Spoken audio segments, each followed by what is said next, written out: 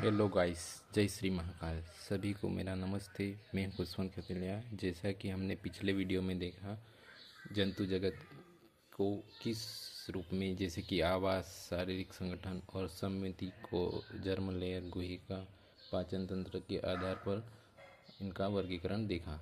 आगे भी जंतु जगत का वर्गीकरण निम्न तथ्यों के आधार पर हम देखते हैं, जैसे कि पाचन तंत्र के आधार पर, जैसे हमने पिछली वीडियो में देखा, प्रोटोस्टोमेट और ड्यूरोस्टोमेट। प्रोटोस्टोमेट जिसमें मुख वाले, जिनमें पाचन मुख गुहा में मुख से स्टार्ट होता है।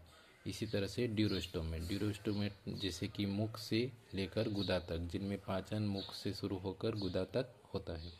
प्रोटोस्टोमेट के उदाहरण निम्न हैं, जैसे कि एनिलिडा, आर्थ्रोपोडा, मोलस्का।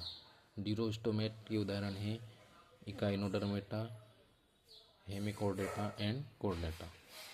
अब इसी से आगे बढ़ते हुए चलते हैं तो परिसंचरण तंत्र के आधार पर basis of circulatory system, open close, open circulatory system, खुला परिसंचरण तंत्र जिसमें होता है जैसा कि आर्थ्रोपोडा और मोलस्का। खुला परिसंचरण तंत्र का अर्थ है जिसमें रक्त बहने के लिए सिराएं उपस्थित न हो। और क्लोज्ड सर्कुलेटरी सिस्टम, बंद परिसंचरण तंत्र जिसमें रक्त बहने के लिए सिराएं उपस्थित हो, जिसके उदाहरण है केचुआ और कोर्डेटा। आगे बढ़ते हैं तो इसी प्रकार जैसे जंतु के जगत के आधार पर हमने वर्गीकरण देखा। अब हम संघ का वर्गीकरण देखते हैं जंतु जगत के अंदर ही, जिसमें जैसे देखा जाए तो रीढ़ की हड्डी के आधार पर phylums classification on the basis of their backbone. इसमें दो संघ निर्मित होंगे। सबसे सर्वप्रथम नॉन कॉर्डेटा, जिसका अर्थ है रीढ़ की हड्डी रहित, जिसमें रीढ़ की हड्डी अनुपस्थित हो। और कोर्डेटा जिसमें रीढ़ की हड्डी उपस्थित हो। नॉन कोर्डेटा में बहुत सारे जीव जंतु आएंगे, जैसे कि सर्वप्रथम Porifera, Coelenterata, Ctenophora, Platyhelminthes, Aschelminthes, Annelida, Arthropoda, Mollusca, Echinodermata. और कोर्डेटा में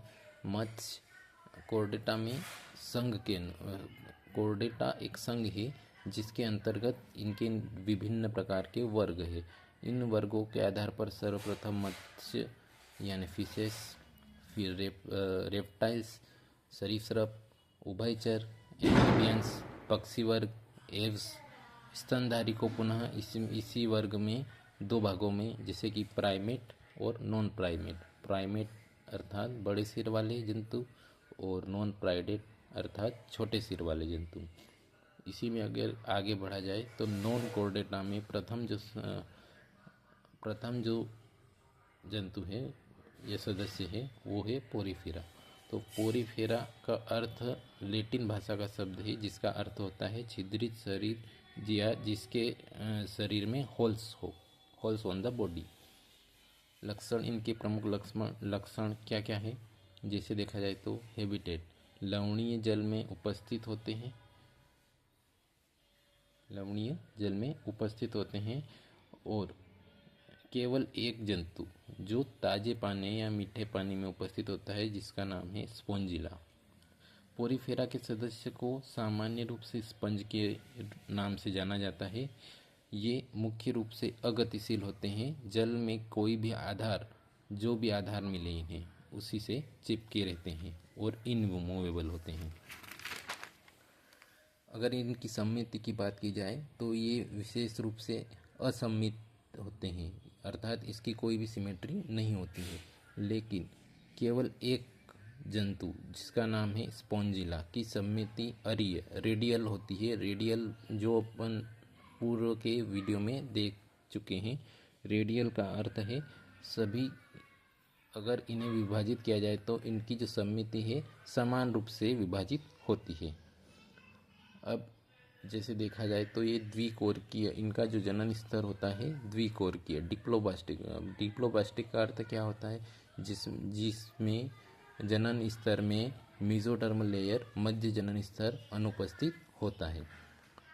अब यदि देखा जाए तो केवल कोशिकीय संगठन इनका होता है और अगुहिक होते हैं, अर्थात असिलोमेट होते हैं।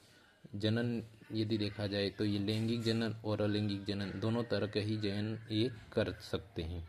पोरिफेरा के जंतु अमोनोटलिक होते हैं, विस्तृत नीचे बताएंगे।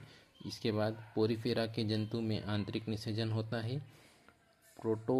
इसमें जैसे सर्वप्रथम जो स्पोंजिया या स्पोंज है जिसका नाम है प्रोटेरोस्पोंजिया, अर्थात पोरिफेरा और प्रोटोजोआ के बीच की कड़ी वाला स्पंज।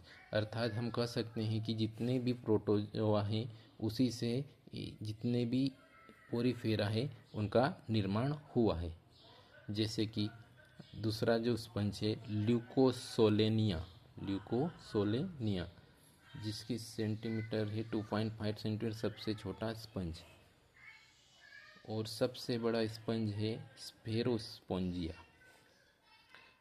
ये प्रायः श्वसन त्वचा के द्वारा करते हैं। इनका डाइजेशन या पाचन अंतरकोशिकीय होता है। क्योंकि यह जल में रहते हैं अतः इन्हें अमोनिया का उत्सर्जन करते हैं या अमोनोटलिक जंतु कहलाते हैं। इसमें जो अकेले जीवन यापन करता है वह है साइकोन, और जो ग्रुप या कॉलोनी के साथ में रहते हैं वो है ल्यूकोसोलेनिया। ठीक है गाइस, इसके आगे हम नेक्स्ट वीडियो में डिटेल में इनके बारे में जानकारी देखेंगे। धन्यवाद।